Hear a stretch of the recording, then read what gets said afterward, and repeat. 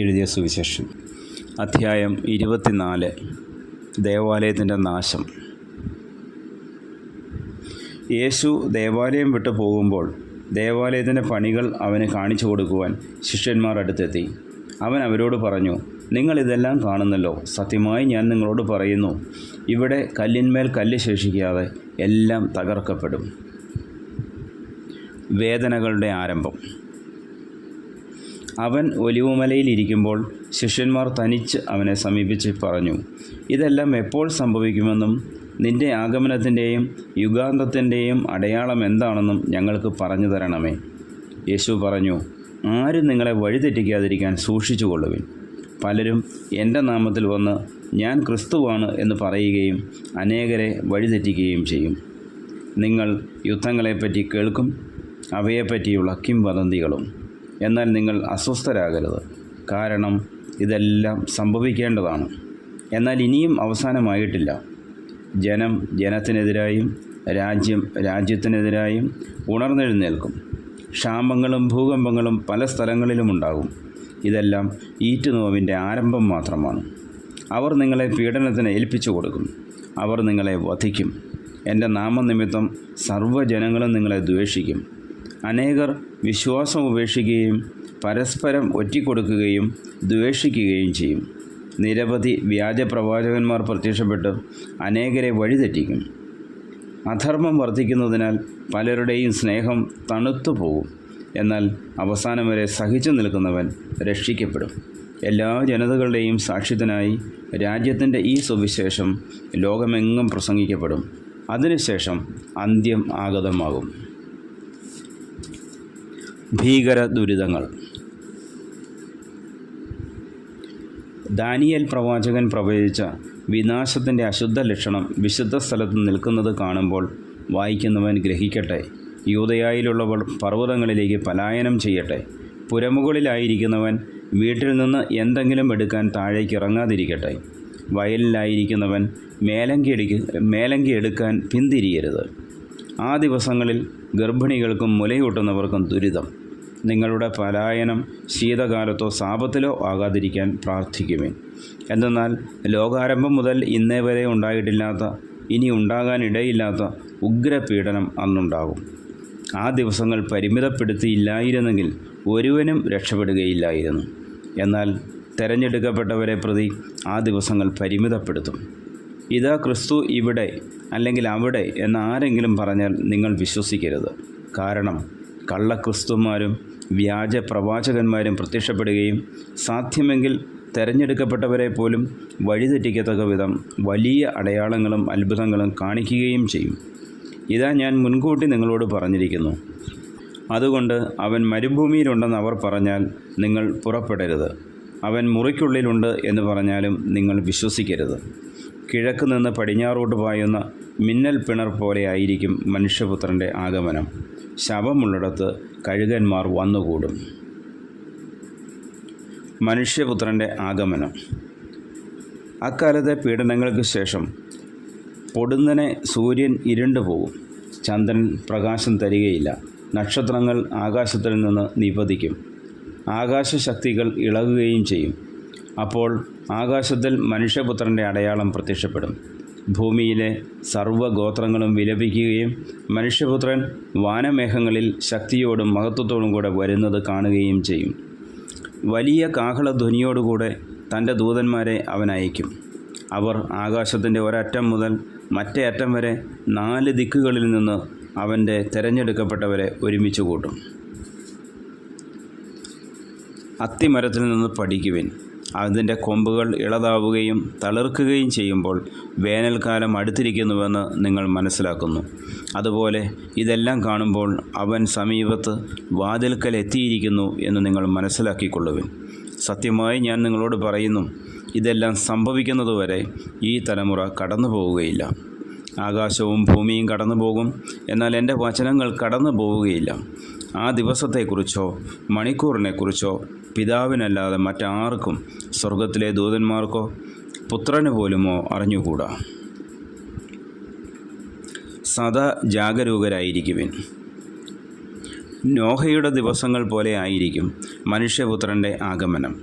ജലപ്രളയത്തിന് മുമ്പുള്ള ദിവസങ്ങളിൽ നോഹ പേടകത്തിൽ പ്രവേശിച്ച ദിവസം വരെ അവർ തിന്നും കുടിച്ചും വിവാഹം ചെയ്തു കൊടുത്തും കഴിഞ്ഞു പോന്നു. ജലപ്രളയം വന്ന് സംഹരിക്കുന്നതുവരെ അവർ അറിഞ്ഞില്ല. ഇപ്രകാരം തന്നെയായിരിക്കും മനുഷ്യപുത്രൻ്റെ ആഗമനവും. അപ്പോൾ 2 പേർ വയലിലായിരിക്കും, ഒരാൾ എടുക്കപ്പെടും, മറ്റേയാൾ അവശേഷിക്കും.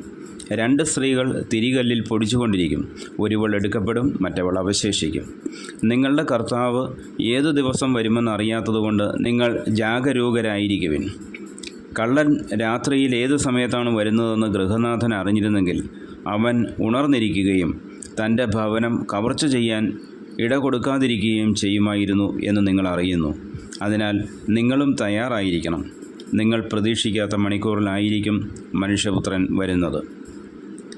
തൻ്റെ ഭവനത്തിലുള്ളവർക്ക് കൃത്യസമയത്ത് ഭക്ഷണം കൊടുക്കാൻ യജമാനൻ നിയോഗിച്ച വിശ്വസ്തനും വിവേകിയുമായ ഭൃത്യൻ ആരാണ്? യജമാനൻ വരുമ്പോൾ അപ്രകാരം ചെയ്യുന്നതായി കാണപ്പെടുന്ന ഭൃത്യൻ ഭാഗ്യവാൻ. സത്യമായി ഞാൻ നിങ്ങളോട് പറയുന്നു, യജമാനൻ അവനെ തൻ്റെ വസ്തുക്കളുടെ എല്ലാം മേൽനോട്ടക്കാരനായി നിയമിക്കും. എന്നാൽ ദുഷ്ടനായ ഭൃത്യൻ എൻ്റെ യജമാനൻ താമസിച്ച് വരൂ എന്ന് പറഞ്ഞ് തൻ്റെ സഹഭൃത്യന്മാരെ മർദ്ദിക്കാനും മദ്യപന്മാരോടുകൂടെ ഭക്ഷിക്കുവാനും പാനം ചെയ്യുവാനും തുടങ്ങിയാൽ പ്രതീക്ഷിക്കാത്ത ദിവസത്തിലും അറിയാത്ത മണിക്കൂറിലും യജമാനൻ വന്ന് അവനെ ശിക്ഷിക്കുകയും കപടനാട്യക്കാരുടെ കൂട്ടത്തിൽ തള്ളുകയും ചെയ്യും. അവിടെ വിലാപവും പല്ലുകടിയുമായിരിക്കും. അധ്യായം 25. 10 കന്യകമാരുടെ ഉപമ. സ്വർഗരാജ്യം വിളക്കുമെടുത്ത് മണവാളനെ എതിരേൽക്കാൻ പുറപ്പെട്ട 10 കന്യകമാർക്ക് സദൃശം. അവരിൽ 5 പേർ വിവേകശൂന്യരും 5 പേർ വിവേകവതികളുമായിരുന്നു. വിവേകശൂന്യകൾ വിളക്കെടുത്തപ്പോൾ എണ്ണ കരുതിയില്ല. വിവേകവതികളാകട്ടെ വിളക്കുകളോടൊപ്പം പാത്രങ്ങളിൽ എണ്ണയും എടുത്തിരുന്നു. മണവാളൻ വരാൻ വൈകി ഉറക്കം വരികയാൽ കന്യകമാർ കിടന്നുറങ്ങി. അർദ്ധരാത്രിയിൽ ഇതാ മണവാളൻ പുറത്തു വന്നവനെ എതിരേൽക്കുവിൻ എന്ന ആർപ്പുവിളിയുണ്ടായി. ആ കന്യകമാരെല്ലാം ഉണർന്ന് വിളക്കുകൾ തെളിച്ചു. വിവേകശൂന്യകൾ വിവേകവതികളോട് പറഞ്ഞു, ഞങ്ങളുടെ വിളക്കുകൾ അണഞ്ഞു പോകുന്നതിനാൽ നിങ്ങളുടെ എണ്ണയിൽ കുറെ ഞങ്ങൾക്ക് തരിക. വിവേകവതികൾ മറുപടി പറഞ്ഞു, ഞങ്ങൾക്കും നിങ്ങൾക്കും മതിയാകാതെ വരുമെന്നതിനാൽ നിങ്ങൾ വിൽപ്പനക്കാരുടെ അടുത്ത് പോയി വാങ്ങിക്കൊള്ളുവിൻ. അവർ വാങ്ങാൻ പോയപ്പോൾ മണവാളൻ വന്നു. ഒരുങ്ങിയിരുന്നവർ അവനോടൊത്ത് വിവാഹ വിരുന്നിനകത്ത് പ്രവേശിച്ചു. വാതിൽ അടയ്ക്കപ്പെടുകയും ചെയ്തു. പിന്നീട് മറ്റ് കന്യകമാർ വന്ന്, കർത്താവേ കർത്താവേ, ഞങ്ങൾക്ക് തുറന്നു തരണമേ എന്നപേക്ഷിച്ചു. അവൻ പ്രതിഭജിച്ചു, സത്യമായി ഞാൻ നിങ്ങളോട് പറയുന്നു, ഞാൻ നിങ്ങളെ അറിയുകയില്ല. അതുകൊണ്ട് ജാഗരൂകരായിരിക്കുവിൻ. ആ ദിവസമോ മണിക്കൂറോ നിങ്ങൾ അറിയുന്നില്ല. താലന്തുകളുടെ ഉപമ. ഒരുവൻ യാത്ര പുറപ്പെടുന്നതിന് മുൻപ് ഭൃത്യന്മാരെ വിളിച്ച് തൻ്റെ സമ്പത്ത് അവരെ ഭരമേൽപ്പിച്ചതുപോലെയാണ് സ്വർഗരാജ്യം. അവൻ ഓരോരുത്തൻ്റെയും കഴിവനുസരിച്ച് ഒരുവൻ 5 താലന്തും മറ്റൊരുവന് 2ഉം വേറൊരുവന് 1ഉം കൊടുത്ത ശേഷം യാത്ര പുറപ്പെട്ടു. 5 താലന്ത് ലഭിച്ചവൻ ഉടനെ പോയി വ്യാപാരം ചെയ്ത് 5 താലന്ത് കൂടി സമ്പാദിച്ചു. 2 താലന്ത് കിട്ടിയവനും 2 കൂടി നേടി. എന്നാൽ 1 താലന്ത് ലഭിച്ചവൻ പോയി നിലം കുഴിച്ച് യജമാനൻ്റെ പണം മറച്ചു വെച്ചു. ഏറെക്കാലത്തിന് ശേഷം ആ ഭൃത്യന്മാരുടെ യജമാനൻ വന്ന് അവരുമായി കണക്ക് തീർത്തു. 5 താലന്ത് കിട്ടിയവൻ വന്ന് 5 കൂടി സമർപ്പിച്ച്, യജമാനനെ, നീ എനിക്ക് 5 താലന്താണല്ലോ നൽകിയത്, ഇതാ ഞാൻ 5 കൂടി സമ്പാദിച്ചിരിക്കുന്നു എന്ന് പറഞ്ഞു. യജമാനൻ പറഞ്ഞു, കൊള്ളാം, നല്ലവനും വിശ്വസ്തനുമായ ഭൃത്യ, അല്പകാര്യങ്ങളിൽ വിശ്വസ്തനായിരുന്നതിനാൽ അനേക കാര്യങ്ങൾ നിന്നെ ഞാൻ ഫലമേൽപ്പിക്കും. നിൻ്റെ യജമാനൻ്റെ സന്തോഷത്തിലേക്ക് നീ പ്രവേശിക്കുക. 2 താലന്ത് കിട്ടിയവനും വന്ന് പറഞ്ഞു, യജമാനനെ, നീ എനിക്ക് 2 താലന്താണല്ലോ നൽകിയത്, ഇതാ ഞാൻ 2 കൂടി സമ്പാദിച്ചിരിക്കുന്നു. യജമാനൻ പറഞ്ഞു, കൊള്ളാം, നല്ലവനും വിശ്വസ്തനുമായ ഭൃത്യ, അല്പകാര്യങ്ങളിൽ വിശ്വസ്തനായിരുന്നതിനാൽ അനേക കാര്യങ്ങൾ നിന്നെ ഞാൻ ഫലമേൽപ്പിക്കും. നിൻ്റെ യജമാനൻ്റെ സന്തോഷത്തിലേക്ക് നീ പ്രവേശിക്കുക. 1 താലന്ത് കിട്ടിയവൻ വന്നു പറഞ്ഞു, യജമാനനെ, നീ വിതയ്ക്കാത്തിടത്തു നിന്ന് കൊയ്യുകയും വിതറാത്തിടത്തു നിന്ന് ശേഖരിക്കുകയും ചെയ്യുന്ന കഠിന ഹൃദയനാണെന്ന് ഞാൻ മനസ്സിലാക്കി. അതിനാൽ ഞാൻ ഭയപ്പെട്ട് നിൻ്റെ താലന്ത് മണ്ണിൽ മറച്ചു വെച്ചു. ഇതാ നിൻ്റേതെടുത്തുകൊള്ളുക. യജമാനൻ പറഞ്ഞു, ദുഷ്ടനും മടിയനുമായ ഭൃത്യ, ഞാൻ വിതയ്ക്കാത്തിടത്തു നിന്ന് കൊയ്യുന്നവനും വിതറാത്തിടത്തു നിന്ന് ശേഖരിക്കുന്നവനുമാണെന്ന് നീ മനസ്സിലാക്കിയിരുന്നല്ലോ. എൻ്റെ നാണയം നീ പണവ്യാപാരികളുടെ പക്കൽ നിക്ഷേപിക്കേണ്ടതായിരുന്നു. ഞാൻ വന്ന് എൻ്റെ പണം പലിശ സഹിതം വാങ്ങുമായിരുന്നു. ആ താലന്ത് അവനിൽ നിന്നെടുത്ത് 10 താലന്തുള്ളവന് കൊടുക്കുക. ഉള്ളവന് നൽകപ്പെടും, അവന് സമൃദ്ധി ഉണ്ടാവുകയും ചെയ്യും. ഇല്ലാത്തവനിൽ നിന്ന് ഉള്ളതുപോലും എടുക്കപ്പെടും. പ്രയോജനമില്ലാത്ത ആ ഭൃത്യനെ പുറത്ത് അന്ധകാരത്തിലേക്ക് തള്ളിക്കളയുക. അവിടെ വിലാപവും പല്ലുകടിയുമായിരിക്കും.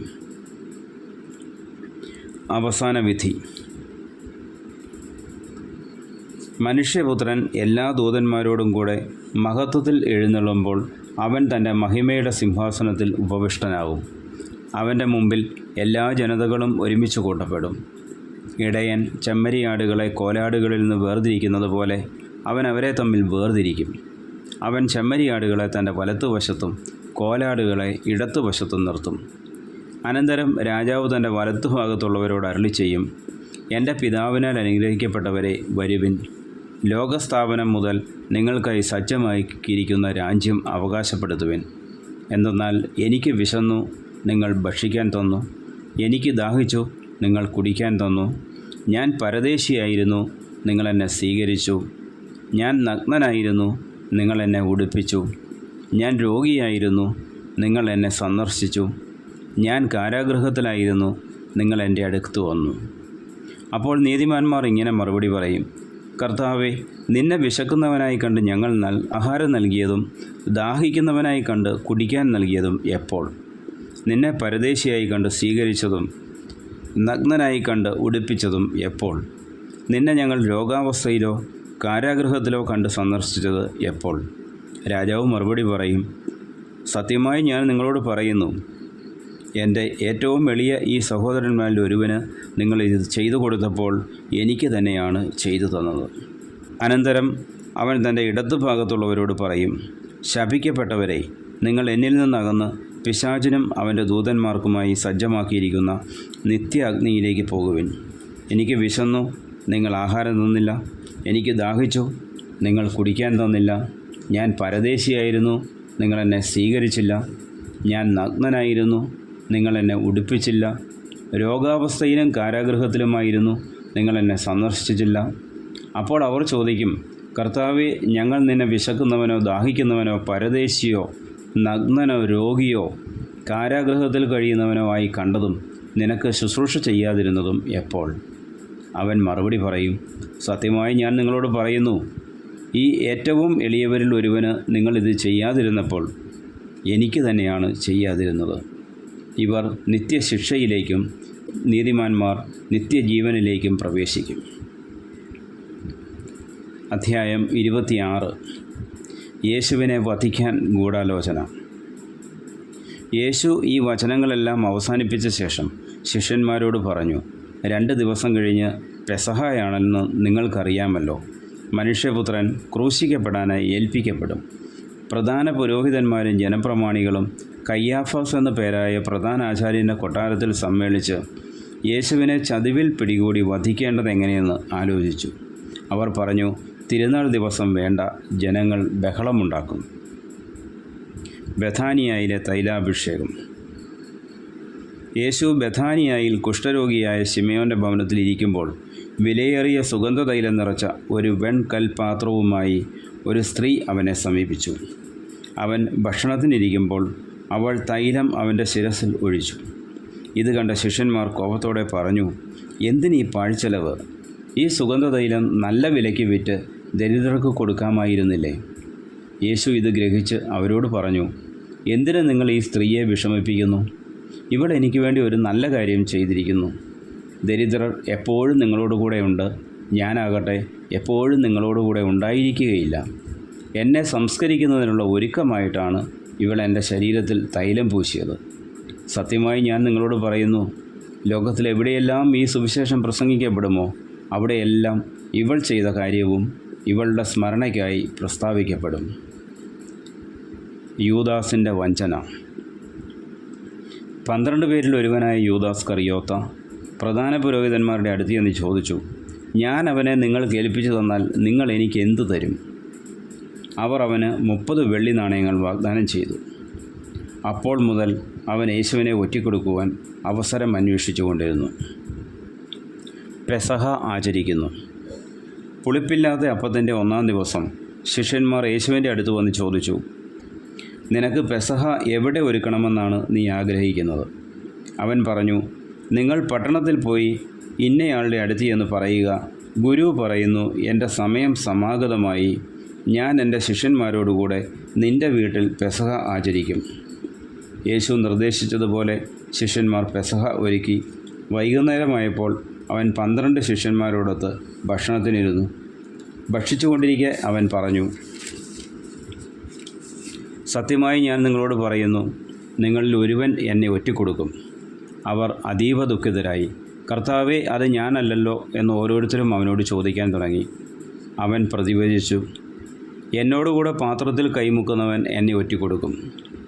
മനുഷ്യപുത്രൻ എഴുതപ്പെട്ടിരിക്കുന്നത് പോലെ പോകുന്നു. എന്നാൽ മനുഷ്യപുത്രനെ ആരൊറ്റിക്കൊടുക്കുന്നുവോ അവന് ദുരിതം. ജനിക്കാതിരുന്നെങ്കിൽ അവന് നന്നായിരുന്നു. അവനെ ഒറ്റിക്കൊടുക്കാനിരുന്ന യൂദാസ് അവനോട് ചോദിച്ചു, ഗുരു, അത് ഞാനോ? അവൻ പറഞ്ഞു, നീ പറഞ്ഞു കഴിഞ്ഞു.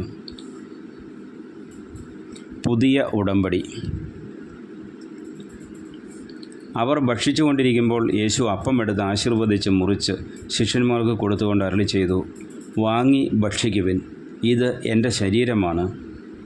അനന്തരം പാനപാത്രം എടുത്ത് കൃതജ്ഞതാസ്തോത്രം ചെയ്ത് അവർക്ക് കൊടുത്തുകൊണ്ട് പറഞ്ഞു, നിങ്ങളെല്ലാവരും ഇതിൽ നിന്ന് പാനം ചെയ്യുവിൻ. ഇത് പാപമോചനത്തിനായി അനേകർക്ക് വേണ്ടി ചിന്തപ്പെടുന്നതും ഉടമ്പടിയുടേതുമായ എൻ്റെ രക്തമാണ്. ഞാൻ നിങ്ങളോട് പറയുന്നു, എൻ്റെ പിതാവിൻ്റെ രാജ്യത്തിൽ നിങ്ങളോടൊത്ത് നവമായി ഇത് പാനം ചെയ്യുന്ന ദിവസം വരെ മുന്തിരിയുടെ ഈ ഫലത്തിൽ നിന്ന് ഞാൻ വീണ്ടും കുടിക്കുകയില്ല. സ്തോത്രഗീതം ആലപിച്ച ശേഷം അവർ ഒലിവുമലയിലേക്ക് പോയി. പത്രോസ് ഗുരുവിനെ നിഷേധിക്കും. യേശു അവരോട് പറഞ്ഞു, ഈ രാത്രി നിങ്ങളെല്ലാവരും എന്നിൽ ഇടറും. ഞാൻ ഇടയനെ അടിക്കും, ആടുകൾ ചിതറിപ്പോകും എന്നെഴുതപ്പെട്ടിരിക്കുന്നു. എന്നാൽ ഞാൻ ഉയർപ്പിക്കപ്പെട്ട ശേഷം നിങ്ങൾക്ക് മുൻപേ ഗലീലയിലേക്ക് പോകും. അപ്പോൾ പത്രോസ് അവനോട് പറഞ്ഞു, എല്ലാവരും നിന്നിൽ ഇടറിയാലും ഞാൻ ഇടറുകയില്ല. യേശു പറഞ്ഞു, സത്യമായി ഞാൻ നിന്നോട് പറയുന്നു, ഈ രാത്രി കോഴി കൂകുന്നതിന് മുൻപ് നീ എന്നെ 3 പ്രാവശ്യം നിഷേധിച്ച് പറയും. പത്രോസ് പറഞ്ഞു, നിന്നോടുകൂടി മരിക്കേണ്ടി വന്നാൽ പോലും ഞാൻ നിന്നെ നിഷേധിക്കുകയില്ല. ഇങ്ങനെ തന്നെ മറ്റെല്ലാ ശിഷ്യന്മാരും പറഞ്ഞു. നമ്മുടെ കർത്താവായ മിശിഹായിക്ക് സ്തുതി.